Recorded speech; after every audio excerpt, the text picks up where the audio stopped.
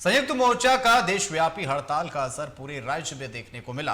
दरअसल राज्य के किसान और मजदूर हड़ताल पर हैं और हड़ताल का जायजा लिया हमारे संवाददाता मोइजुद्दीन ने। पूरे भारत देश में करीब 25 करोड़ से अधिक श्रमिक और किसान सरकार के नीतियों से नाराज हैं और इसी को लेकर आज पूरी तरह से हड़ताल बुलाया गया है और इसमें करीब 25 करोड़ से अधिक संख्या में मजदूर, किसान और श्रमिक सरकार से नाराजगी जताते हुए ऐलान किया गया है कि आज पूरा भारत बंद रहेगा।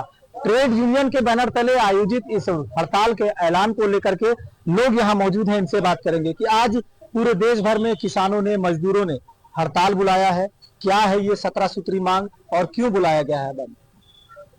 जब से मोदी जी आए सत्ता में आए हैं तब से लगातार किसानों पे हमला, मजदूरों पर हमला, छात्रों पर हमला, नौजवानों पर हमला, देश के आम और आवाम पर हमला लगातार कर रहे हैं। पहले किसान विरोधी कानून लेकर के आए तो किसान सड़कों पर महीनों बरसों तक दिखाई दिया। दिल्ली पूरे जाम रहा, चारों नाका, पूरे हिंदुस्तान में आंदोलित रहे किसान। जब वो जो है से मजबूर करके लड़ करके किसान ने लड़ाई को जीता, पीछे ढकेला मोदी जी को, धक्का मार के मोदी जी को वापस लेना पड़ा किसान विरोधी कानून को।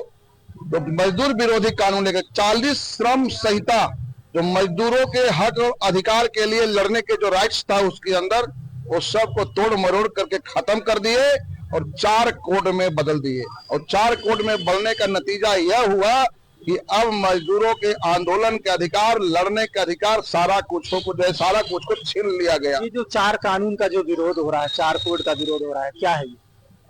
अब तो हम हड़ताल करने जाते थे, 14 दिन पहले नोटिस करते थे कि हम अब हमारा डिमांड है, हम उस पर हड़ताल पे जाएंगे। और अब तो 2 महीना 60 दिन पहले देना होगा हमको। तो 60 दिन में जो हमारी लड़ाई है, हमारा इंपोर्टेंस है, सब समाप्त हो जाता है। लड़ाई का कोई मकसद नहीं रहता। हमको अगर धरना देना होगा अगर किसी ऑफिसर के सामने, तो हमको वहां पे ऑफिसर के सामने अगर धरना देना होगा तो हम उससे पूछना होगा। फैक्ट्री के सामने अगर धरना देना होगा तो हमको उनसे पूछना पड़ेगा। तो अब सोचिए कि मालिक से पूछेंगे कि हम आंदोलन करें आपके खिलाफ, तो क्या कोई मालिक कहेगा, कोई कारखाना के मालिक कहेगा मेरे खिलाफ आंदोलन करो? यानी कुल मिलाकर के देश के उद्योगपतियों और पूंजीपतियों, कारखाना मालिकों और अडानी अंबानी जैसे लोगों को सुरक्षा देने के लिए मालिक पक्षी कानून या 4 कोड है, जिसके विरोध में देश के करोड़ों मजदूर और किसान सड़क पे हैं। तो किसान और मजदूर ये मानती है कि लोकतांत्रिक देश में हमें इजाजत लेने की जरूरत पड़ रही है। अब तो कहा जाए तो अघोषित आपातकाल है। आप उठा के देखिए, बिहार में चुनाव होने वाला है। ये चुनाव आयोग के राइट्स है कि हम जन्मदाता जन्म प्रमाण पत्र बाबूजी का दिखलाएंगे। हमारा वोट देने का अधिकार को छीना जा रहा है। हमारा ऑल इंडिया यूथ फेडरेशन ने पूरे देश में लड़ करके 18 वर्ष वाले लोगों को वोट देने का अधिकार हमारा ही संगठन के ऑल इंडिया यूथ फेडरेशन ने लागू कराया था। अभी जो जिसका 18 वर्ष उम्र हो गया, सरकार चुनने को उसके राइट से, वोट देने को उसकी अधिकार है। वह भी चुनाव आयोग के माध्यम से नरेंद्र मोदी जी छीनने की कोशिश कर रहे हैं। आज बिहार की जनता सड़कों पर है, ईंट से ईंट बजाने के लिए लोग तैयार है। क्या लगता है, क्या मानते हैं केंद्र सरकार की नीतियों से? नीति विरुद्ध है। हम लोग मान लीजिए कर्मचारी हैं, हम लोग को जो काम से हटाया जा रहा है या उसका विरोध हम लोग को जो है नहीं मिल पा रही है, इसीलिए हम लोग विरोध जन तो है। अब आगे क्या कुछ होगा इसमें? आज तो हड़ताल बुलाया गया। आज तो एक अंगड़ाई है, आगे एक बड़ी लड़ाई है और यही देश के किसान और मजदूर 2029 के लिए मोदी के ताबूत में कील ठोकने के काम करेंगे।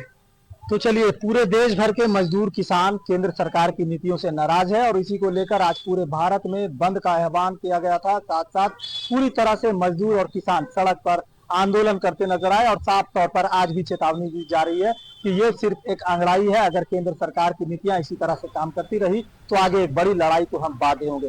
सहयोगी सतीश के साथ मोइजुद्दीन, TV 45 रांची।